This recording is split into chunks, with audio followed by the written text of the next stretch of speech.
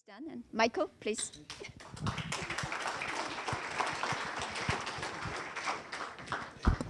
Excellent. So this is as I get organized here, I'm going to begin with something I almost hate doing, which is apologizing, because, I'm more used to exec ed work, and this is predominantly undergraduate. So preparing for this talk, and this is a new talk, this is not my shtick, preparing a new talk for undergraduates really forced me to recall my own undergraduate experience, and it was exceptionally traumatic for me. So I hope you will be somewhat sympathetic in that regard. Also, I want to thank Leah for the introduction. Just one bit of clarification. I was not the director for Ticketmaster. I was on the board of directors for Ticketmaster. I was a non-executive director. It's very interesting. Barry Diller was the chairman of the company, chairman and CEO of the company, back when it was independent and then ultimately bought by, the rum portion of it was bought by Interactive Corp.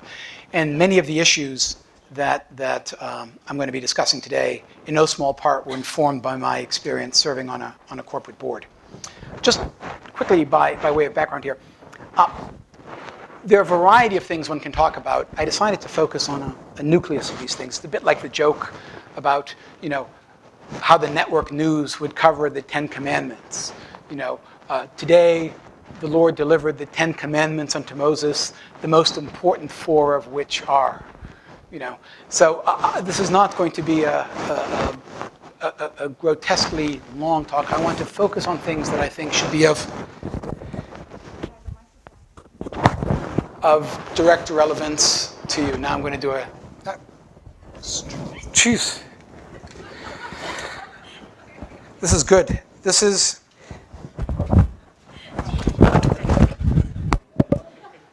pretty much exactly what you want going on live on a web stream, Do you think I'm going to get YouTubed on this? Okay. So let's begin. I'm going to go for a laugh at this point. The title is ostensibly Why Good Ideas Are Bad Advice, and that's going to be what I'm going to be spending the longest amount of time on. But this is really my most important slide. The content of the audience is more important than the content of the talk. I'm much more interested in how well or how poorly you're going to respond to the information as opposed to the entertainment portion that you were just exposed to. This is what you need to know about my background to filter through what I say. As my wife and several former girlfriends will attest, I am not particularly a people person. I like people. Some of my best friends are people. But basically, I am not the person one comes to for motivation and inspiration. What I do in the bulk of my advisory work is that I look at how organizations invest in and use models, prototypes, and simulations to manage innovation and risk. So when organizations approach me and say, Michael, we want to become more innovative, I will sit through their PowerPoint presentations, I will sit through their keynote presentations, I'll look at their Excel spreadsheets, but at a certain point in the conversation, I'm going to say, show me the model, show me the prototype, show me the simulation. And indeed, one of the interesting things about the work that Eva and her group does is, how do you use OR techniques to build effective models and simulations of what it is you're trying to accomplish? Now, what makes my point of view more than slightly different than other people's point of view is that I look at it from the vantage point of behavioral economics. Everybody in this room, presumably your undergrads have taken economics, classic normative economics. Normative economics is how people are supposed to behave. Well, you don't even have to be undergraduates to know that how people are supposed to behave is how they never behave in the real world. And that's one of the reasons why I've become so interested in behavioral economics, like my former colleague at MIT, who's now at Duke, Dan Ariely, Predictably Irrational, or Richard Thaler's work and Kat Sunstein's work, Nudge. I'm interested in what are the ways that behavioral economic constraints and heuristic biases shape and influence the way people invest in innovation. So based on this, and based on a lot of the advisory work that I've been doing, these are the issues that I want you to come away with at the end of this 25-minute talk that I think, I'll presumptuously say, I think can have a big impact on how you interact with your curriculum, your projects, your fellow classmates, and your teachers. Are you going to swap me out here? You know, the big joke in all of this is, the big joke, and I know this is Georgia Tech, but you know what, I'm at MIT, you know, and it's always the technology that basically messes you up on this. Ordinarily, it's the software, but this is one of those hardware circumstances. So what are the 4 themes that I want to briefly accelerate through? Good incentives matter more than good ideas. In a few moments, you will hear me basically lose control of my temper talking about how pathologically dysfunctional the overwhelming majority of discussions about, quote, good ideas are in organizations. The punchline to this is, good ideas are bad. Good ideas are bad. We'll go into more detail on that in a moment. Second point, tests of assumptions are tests of character, not expertise. I know that you're in a school, we're undergraduates. I know that intellect and knowledge and IQ matters. I am unfortunately here to inform you that in terms of real-world model prototyping, simulation, design, and test, the critical issues 9 out of 10 times are character-related, not knowledge-related. And the willingness, and dare I use the word courage, of organizations to challenge and test their assumptions. The third, and this is one of those areas where Eva and I might slightly disagree, because she's a much better mathematician than I am.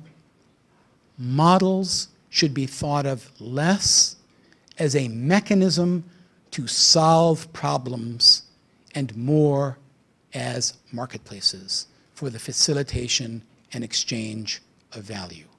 Models are marketplaces. I know that it doesn't feel that way when you're doing differential equations or doing stochastic analysis, but ultimately when you apply those in quote unquote the real world, you will get more bang for your buck, you will get more value for your time invested if you treat models as markets. And the final one is the single question I most often ask my clients. You're getting 10 years distillation of the question that I get the most value from, and not unincidentally, what my clients get the most value from in asking. What do you want the outcome to be? Not what do you want, what are we trying to accomplish? What do you want the outcome to be, and why? Describe it. These have turned out to serve me very, very well, and again, more importantly, it served my clients and the organizations that I work with very, very well. I want to begin with the notion of good incentives versus good ideas. If I were to look back on the time I spend with organizations and what are the most productive and useful conversations I've had with organizations, and what conversations were a bloody waste of time, bar none, talk what you will about politics, etc., bar none, the biggest waste of time is the discussion around ideas. If you find yourself talking with your colleagues about and I saw the elevator pitch stuff here, great, this is going to feed very well into it. If you find you and your colleagues talking about ideas, you've gone off the rails, dude. You are in for a world of hurt. Ideas are the wrong unit of analysis. They're the wrong measure of effectiveness for managing innovation and improvement. I'd like you to do a little, and here's what's horrible. Back to behavioral economics. Many of you have heard of the Aspen Ideas Festival. I'll read this to you over here. There's The American Enterprise Institution describes its mission as the competition of ideas is fundamental to a free society. Many of you know the TED organization. TED is ideas worth spreading. Ideas have a great brand. They don't deserve it. This gentleman over here is the great Satan, excuse me, the patron saint of ideas. John Maynard Keynes. This has nothing to do with the fact that I'm a University of Chicago type and tend to like, you know, that kind of freshwater economics more than saltwater economics, but I just want to read you this is probably, how many of you have read Keynes's work? How many of you know what a multiplier is? There we go. Okay, here's the line from Keynes, you know, one of these British Don Toff types. Sorry, I can't do the accent. The ideas of economists and political philosophers, both when they are right and when they are wrong, are more powerful than generally understood. Indeed, the world is ruled by little else. Practical men who believe themselves to be quite exempt from any intellectual influences are usually the slaves of some defunct economist. And wherever you look, you hear academics and intellectuals talk about what's the core idea, what's the great idea, okay? Now, we'll go back to behavioral economics, and there's another economist, James Buchanan, Nobel laureate, came up with public choice theory. He called this, you know, politics without romance. I want to talk about ideas without romance. What do you expect intellectuals to say?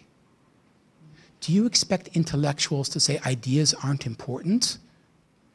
No. This is self-interest. People like Keynes, people who have PhDs and postdocs, talk about the importance of ideas because that's their business. They have a conflict of interest. Of course they're going to celebrate the importance of ideas. Now, here's a little Gedanken experiment I'd like you to consider. Instead of somebody saying, I have a great idea, suppose somebody said in the meeting, I have a great hunch.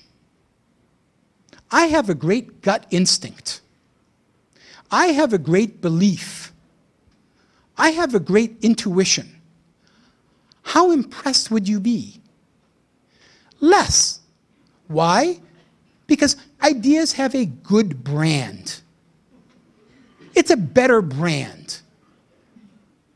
Now, if you have a golden gut, if Steven Spielberg says, I have a great gut instinct, you'll pay more attention. But ideas have an illusion and an appeal, and it is an illusion, that there's more substance and meaning to them. That is, forgive me, crap. I have lost count of the number of times I've gone to an organization, I'm going to give you two quick examples here, where the organization, well, they do something, and they have it. It's a great idea, and then they begin developing it, spending more, doing the analysis, and what do they find 3 months, 4 months, 6 months down the road? It was a waste. It was a dead end. And what do they say 4 out of 5 times? Well, all together now, well, it seemed like a good idea at the time. Guess what? It wasn't a good idea. The idea itself is valueless. It is the instantiation and the representation of how we test it. Far, far better to say, I have a testable hypothesis than I have a good idea. I've gone into organizations that do the suggestion box. We reward good ideas. We're rewarding good ideas. Do you know what the organization, and people, they do a prize for what's the best idea? And they give out a prize. What do you think happens in the majority of, not the majority, overwhelmingly almost all the organizations? What do you think the result is when you look 6 months later to what happened to those ideas? Nothing. There's nothing there. Because, by the way, look at the balance sheet. Where on the balance sheet is ideas? Oh, knowledge capital. This is a bunch of hooey. It's a bunch of hooey. Ideas are propaganda. Ideas are the wrong unit of analysis for exploring innovation and improvement. The challenge is, what's the right unit of analysis? What's a better unit of analysis? And when you identify that better of a unit of analysis, how do we recognize it and reward it? The question I propose is, how are we measuring value creation? That's the real key here. So, I've peed on the notion of ideas. I want to connect that to the level of incentives. I want to tell you a true story, absolutely true story. I graduate from school. Like all ambitious Midwesterners, you go to one coast or the other. My driver's license had been taken away, so I went to the East Coast. I'm in New York. Thank you. It's as I said, completely true story here. I wanted to be a writer. I wasn't bad. I did a fairly good job of being invited out to lunch by editors. Esquire, Manhattan Inc., GQ, all these. And I read the magazines, I studied these things. I looked at the ads. I was not a stupid guy. I was very good at being taken out to lunch and proposing the idea. So we're out to lunch. This was back in the days when you could smoke and everything. So I'm pitching these ideas. But I'm a user-sensitive guy. I'm a customer-sensitive guy. And so I asked the question, really important question. So what's the single biggest problem you have with your freelance writers?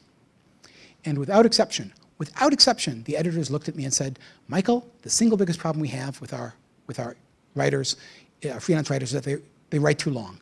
They just write too long. We always have debates about cutting. Very good. Don't write long, don't write long, don't write long. So we discussed these things. They like some of the ideas. You know, we're now down to dessert and the sambuca or the grappa. They've ground out their last cigarette, because this is before Mayor Bloomberg. And I have to ask the most important question. And the most important question is, how much do you pay? And without exception, they all said to me, $1 a word. I'll let the rest of you catch up with that incentives math in a moment. Okay? Ha, ha, ha, ha, ha. Stupid English lit majors. Other true story. I'm giving a talk at MIT to a bunch of CIOs who represent conservatively north of $3 billion worth of IT CapEx. I tell this story to them. They laugh. Ha, ha, ha, ha, ha. I look at them and say, what are you laughing at? By the way, I'm a computer science and economics major. I said, what are you guys laughing at? Well, what's the dominant metric for programmer productivity? Lines of code. And people are complaining about bloated, inefficient code? Hey, apparently you don't need to be an English lit graduate to make the same idiotic mistake in aligning incentives on this regard. Productivity shouldn't be connected with lines of code. What should it be connected to? What is the metric of value that matters the most? If you want to really understand an organization, understand the culture and practices of an organization, to heck with the mission statement. You know, look at how people get compensated and rewarded. How do people get rewarded? How do they get punished? If you want to gain insight into what the organization thinks is important, look at the incentives. And I will say, if I can be quasi-politically incorrect here, you know, Nassim Taleb, who wrote The Black Swan and Fooled by Randomness, he's a friend of mine. The whole notion that the global financial crisis is a black swan event is nonsense. Look at how people got compensated. All upside benefit, no downside risk. Well, some people know what a martingale is. Well, what do you think is going to happen under these circumstances? Look at the incentive structures. If you really, now, look to your, I'll be vulgar, look to your education. What behaviors get rewarded by good grades and letters of recommendation? What not? If you want to transform the culture of an organization, you want to think about how do we align the incentives with what we're really trying to accomplish? What are we really trying to accomplish here? That's the key. That's the key. If you do an indifference curve between how do we improve an idea, investing in improving an idea versus improving an incentive, invest in the incentives. That's where you're going to get the greatest return. And for those of you who are studying econ and organizational behavior, that's the way you want to think about this. Those of you who are worried about your elevator pitch, don't worry about that. What is it? You want to structure something where the incentives get people aligned to the quality of what it is that you're trying to accomplish. I want to go to the assumptions. I'll just leave the dollar out. We'll go back here. Tests of assumptions more important than our tests of character. When I get approached by entrepreneurs who want free advice on their organizations, I listen to what they have to say, and then my immediate response is, what are the 3 or 4 assumptions that matter most to you? And I listen to them. Because I can tell, that's the advantage of experience, I can tell whether they've rigorously thought through their assumptions or not. I can tell how well and how seriously they've taken the challenge of their startup. Then I ask another question. What prototype have you built? What simulation have you run? What analysis have you done that stress tests your assumptions? I will tell you without hesitation, the majority of people have done very little to stress test their assumptions. We'll go back to the global financial crisis. I've done a lot of work with organizations on governance and risk management. It is appalling how many quant groups in too big to fail banks didn't stress test their assumptions on their models. Their assumptions are taken to be a given. And the idea, forgive this rant, the idea that boards of directors perceive their role as simply making sure that the models are mathematically correct, as opposed to, just a second, doesn't this model assume that housing prices are going to go up for the next 5 years? What would happen to the model if prices were flat for 2 of the next 5 years? What happens then? You know what the sad thing is? When you ask those simple questions, you don't get the answers. It is astonishing to me how many PhDs and postdocs who are computationally gifted and superb do not challenge their assumptions. Their assumptions are a given. My view is, and it's a harsh view, and I'm certainly no paragon of virtue, but my harsh view is, if you are not constantly, regularly, and rigorously challenging your core assumptions, you are not being intellectually honest. Scrap the word intellectually. You are not being honest. Most of the time, people don't test their assumptions is not because they don't know how to test their assumptions or they're ignorant morons. They don't want to test their assumptions. They're afraid. They're gutless wusses. But it is so much easier to be a gutless wuss with someone else's money than with your own. The reality is the willingness to test one's assumptions is not a function of is more times than not a function of your expertise. It's a function of your character. Again, slight digression, if there is a single way that education in the last 50 years is worse off now than it was 50 years ago, it's that institutes of higher education and learning have abandoned character as something that is considered to be related to intellect. So long as you can do the math, so long as you can solve the problem, you're smart, you'll get the degree. I'm of the view that in the real world, there is no, it is a sad thing that people who have high IQs and low character can do better in the marketplace than people who have average IQs but superior character.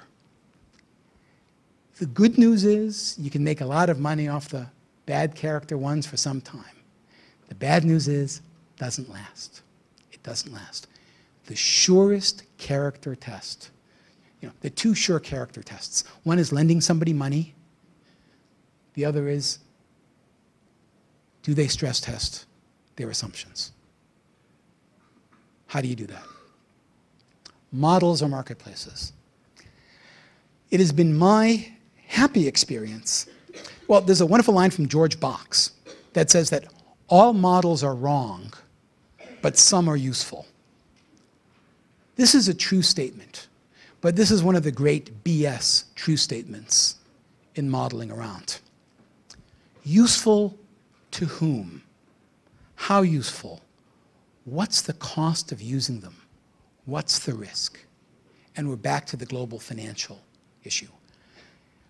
More often than not, you run into the situation where particularly computational models, the kind of models that are done in OR, computational complexity, stochastic models, LP models, are perceived by many people in the organization as quantitative black boxes that are only understood by people who are computationally and quantitatively gifted. It's a back office function. I have found that the smartest thing computationally gifted people can do is to make their models as transparent, as accessible as possible. Treat a model not as an engine to solve a problem, but as a place where value is exchanged.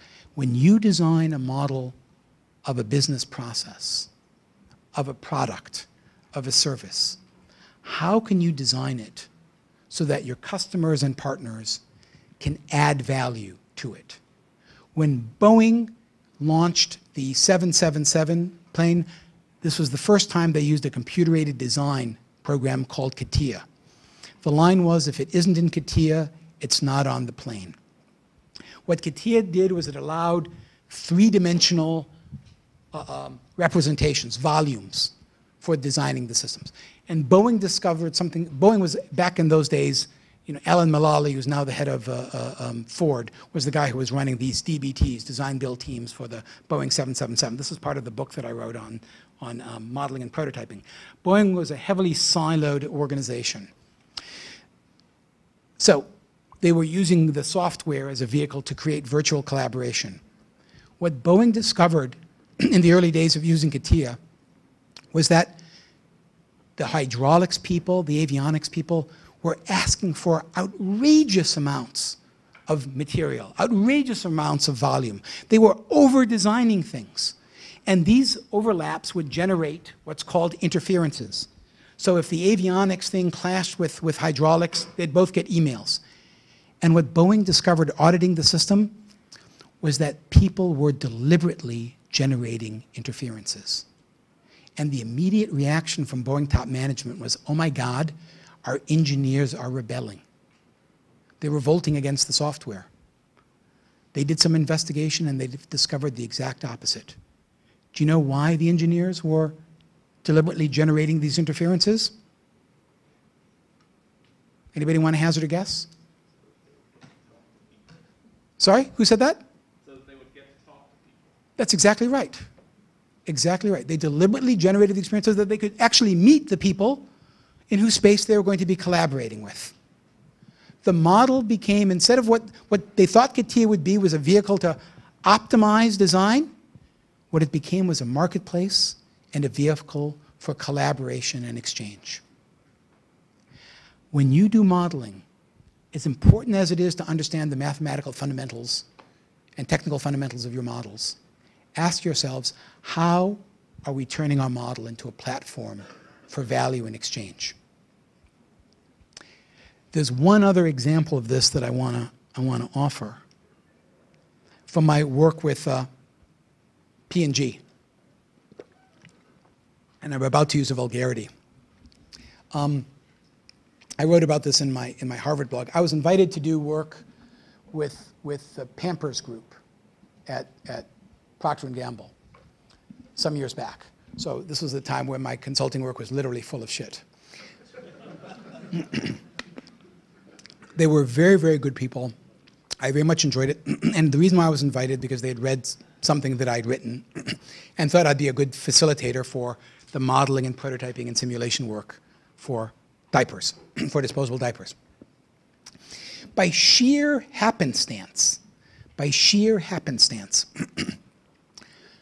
saw a memo on the desk of the guy who had invited me, Carl Ron. And I asked what it was. And he said this was the memo he had circulated in anticipation of the workshop I was running. And I asked if I could look at it, and he said, sure. And I looked at it. This guy, remember this is P&G, it's sort of an anal retentive, this guy had taken my work and basically translated it into P&G. He had translated it into the P&G dialect. I will tell you, I mean, I could recognize all the concepts and everything, but what I understood, talk about making a model, marketplace, he created a new understanding in my own mind about how P&G would interpret my vocabulary, my language, and my emphasis. I would never have been as effective with that organization as I was had I not read that memo, because that was an exchange of understanding by doing that translation. Absolutely key. It is absolutely imperative that you create those opportunities for mutual exchange. So now for the last one here on what do we want the outcome to be. My wife is the CEO of an Omnicom subsidiary, and every now and then her company has issues and she has problems. She is sick of hearing me say, what do you want the outcome to be? Why does she need to hear it? Not because I like asking her the same question over and over again, because most of the time, CEOs are trying to solve a problem. As you are well aware, you can solve a problem in a way that creates other problems. Getting people to step back and think, what do you want the overall outcome to be, is a big deal. You can win a war and lose a peace. My brother is a top executive at Facebook. He has the misfortune of being in charge of policy, so he has to deal with all of the difficult privacy issues. I end up having to ask him this question all the time. What do you want the outcome to be? It is remarkable, and why? It is remarkable how little thought gets put into that, because people are so obsessed with solving the immediate problem that they do not step back and look at what kind of outcome do we want that's more sustainable. When I've gone into organizations, I swear to God, I've asked the question, what do you want the outcome to be? And they say, we want to sell more X. And then I say, it's great. Cut the price of X. And I say, oh, no, because we need to preserve our profit margin.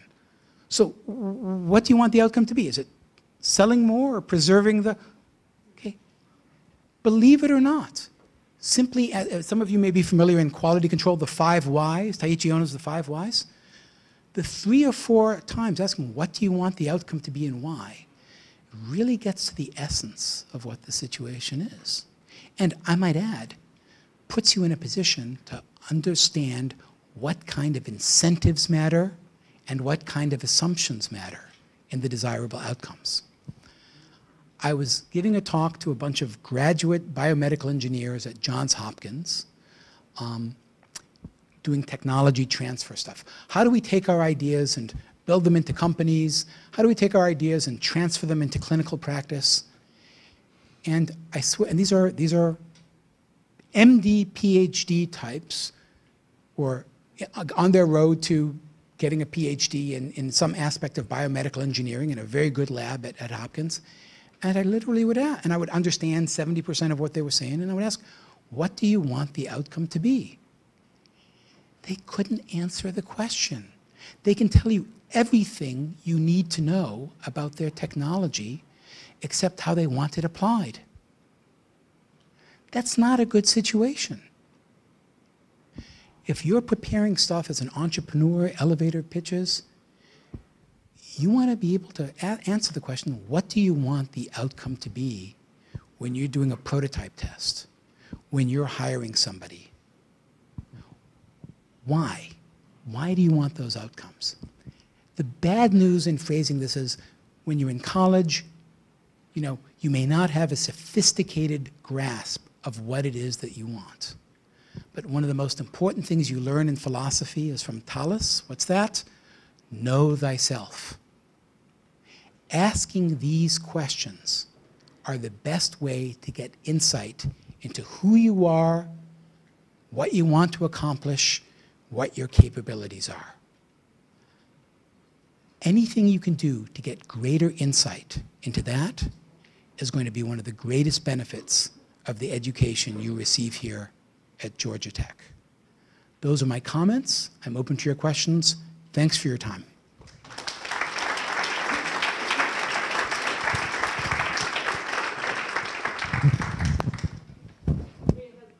Yeah. Yes, right here. Stephen Mann, Industrial Engineering. In talking about character and I guess growing up in education, how we're taught that maybe morality or ethics are relative, and yet when we go out into the business world, we're held accountable for those things, such as people at Enron or WorldCom.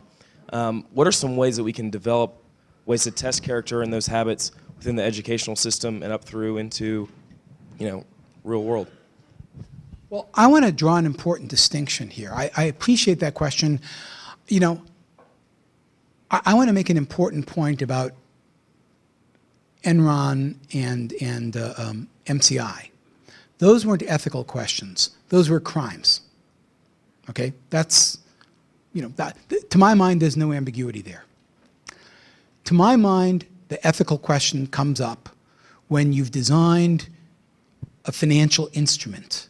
You've designed a process that looks pretty good. And your main concern is, how do we make it better rather than how do we beat it up a little? How resilient and how robust is it? Okay? If I'm FedEx, if I'm DHL, if I'm UPS, and I come up with something that improves a process, that's great. But you know what? I've got to be concerned about the downside risk. I've got to be concerned about what might go wrong. That, to me, is the ethical challenge. The gutless answer I'm going to give you is you have to have a good boss on this. Good luck. And I'm of the view, and I mean this very sincerely, I think it is always helpful to be able to say no and resign. That's easy for me to say. I haven't been an employee in 20 years, okay? And I have a rule that no client of mine can be more than 20% of my business. So I'm hedged. I'm not so stupid that I'm owned by my client. But if I'm getting a job, I think that the conversation you want to have in a job interview when you're brought on board is, how do we ask the question? They want you to look smart. You ask the question. So when we build this model, how do we stress test assumptions here? When do you say, you know what, we're stopped, we have to go ahead, we don't have the time? What's the philosophy of that here? Okay? If the guy looks at you like, oh my God, you're a troublemaker, odds are you may not be happy at that organization. For sure, they're not going to be happy with you. If they say, you know, This is our protocol for this. Here's how we do it. We have a formal devil's advocate, etc. See how people handle what to me is good business practice regardless. By the way, how many of you have ever asked, how many of you have gone on job interviews? How many of you have asked, how do you guys handle bad things happening? So a smattering of hands, okay? Simple, costs you nothing. Shouldn't be asked in an obnoxious way. But simply, so how do you, the last big project and things were going, how did you stress test the assumptions? Do you go outside? Is it done internally? I'd love to know. Yeah. You said earlier that you would like to see more people with high character but average IQ instead of high IQ and low character. What do you mean about that? What I mean is, and just to clarify that, as I have gotten older, I want to work with people I can do a shake hands deal with. I don't want to have to get a lawyer. I don't want to have a 25, 35-page contract. I can do a shake hands deal with Eva. I work with Microsoft, I work with Siemens, I work with USAA. All of my arrangements are shake hands arrangements. There's a one-page agreement. There is, in the same way that ideas have an unjustified brand, intelligence has an unjustified brand. We talk about, I'll go back to the global financial crisis. There is no shortage of MIT PhDs in finance, Harvard MBAs. You look at the people who put together the derivatives, the people who put together the AAA ratings, the people who are on the boards of these banks, and I am prepared to look you in the eye and say, this was the first post-doctoral depression in the history of the world. The people responsible, accountable for the financial crisis were not ignorant and stupid. They were educated at the finest schools all over the world. So I'm just saying character matters. It matters on a macro level and it matters on a micro level. So when you are working with people, you are always making the calculation, gee, this person is really smart. Can I trust them? My guess, and you're an undergraduate now, so it's fine. Doesn't matter, when you get, as one plays for larger stakes with more people, you're going to say, you know what? This person may not be the sharpest knife in the drawer, but if he or she says X, it's X. If there's something ambiguous, they're not going to interpret it in a way that screws me over. And I think issues of character, I'll go back to my wife.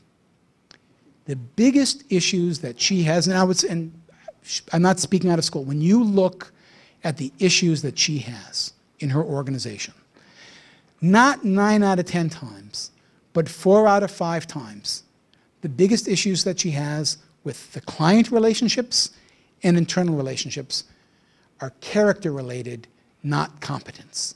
She rarely turns to me and says, God, the people who work for me are stupid. My direct reports are stupid.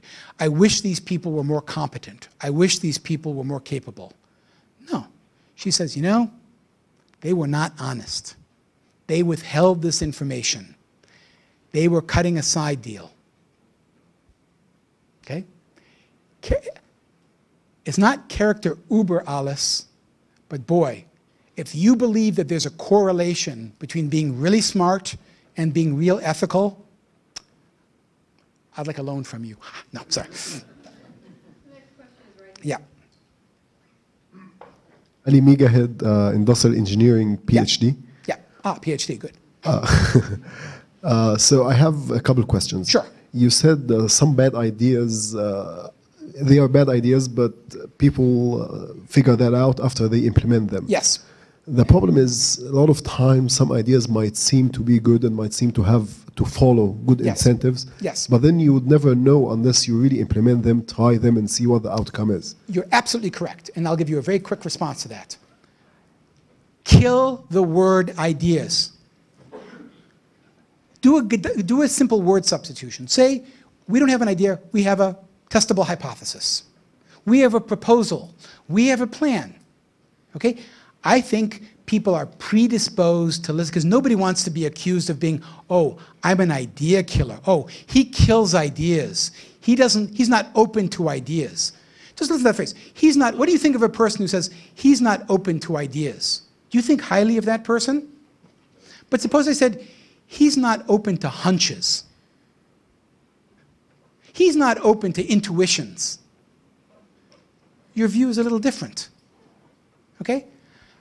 Ideas are I just think it's a word that distorts meaning rather than a word that illuminates meaning.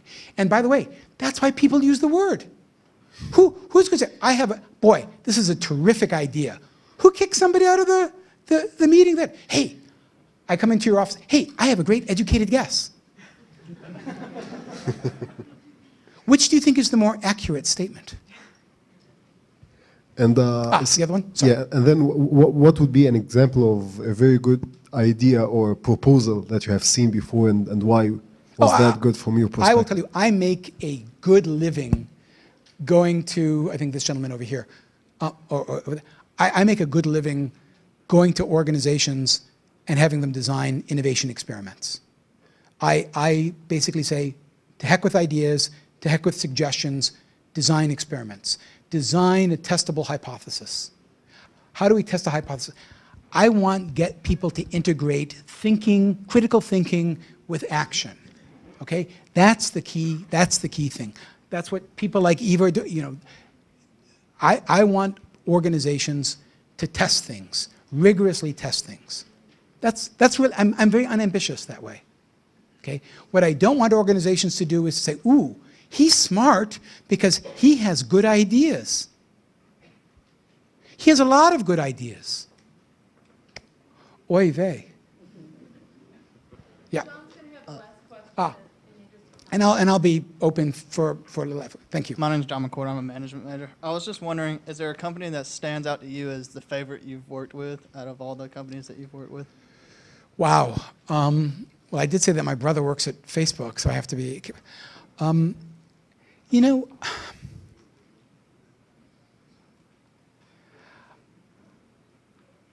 this is going to sound,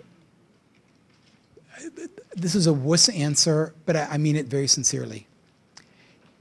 If I don't like the company, I don't work with the company. The company, I'll give you a company, I think they're here, Chick-fil-A.